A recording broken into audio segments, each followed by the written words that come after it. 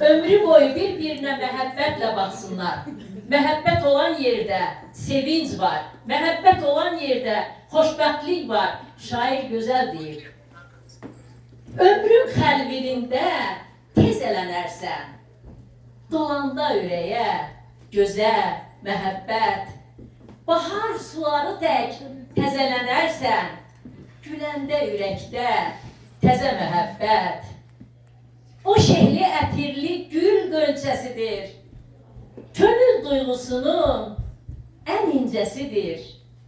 Ürəkdə sirlərin düyünçəsidir. Sevincdir çıxanda üzə məhəbbət.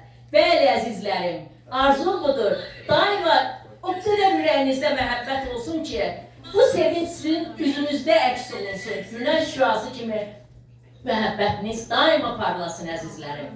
Bir daha sizi ürəkdən təbrik edirəm. Sizə uzun ömür, xoşbəxtlik arzulayıram əzizlərim.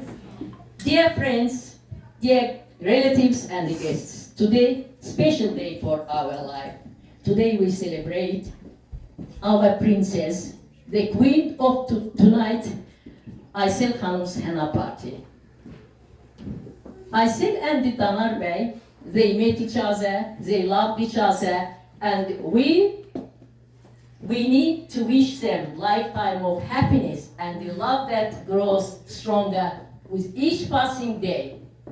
I wish them long and a happy marriage. Let's say nothing stand in the way of their love. And my advice to this young couple, beautiful couple, always keep love close to your heart, and nothing will conquer it. Again, I want to congratulate them. We bless them. May God bless them. Be happy forever, my dears.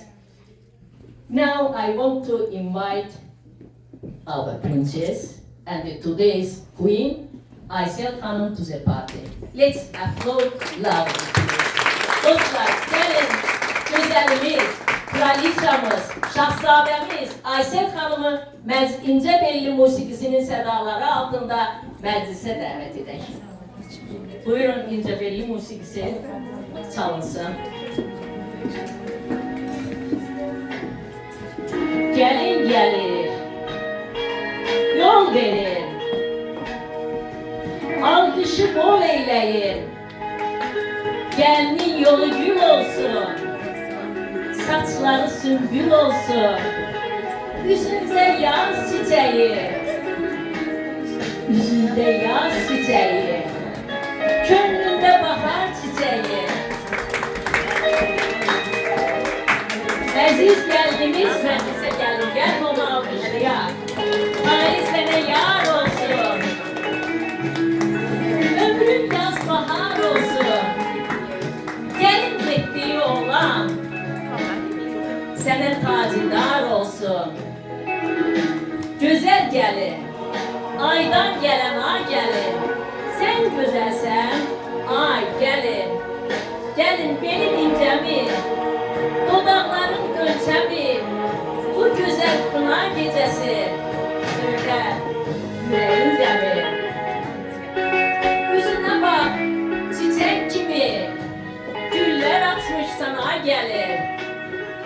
Yüzüne bak, çiçek gibi, güller açmış sana gelin. Güzel gelin, sen bu meclise hoş gelmişsen. Öz güzelliğinle bütün meclisi ışıklandırırsan. Bugünkü kına gecesinde sana hoş günler, hoş saatler, hoş dəqiqələr arzulayırım. Bir ömür boyu sevip seçtiğin güzel Damar Bey'le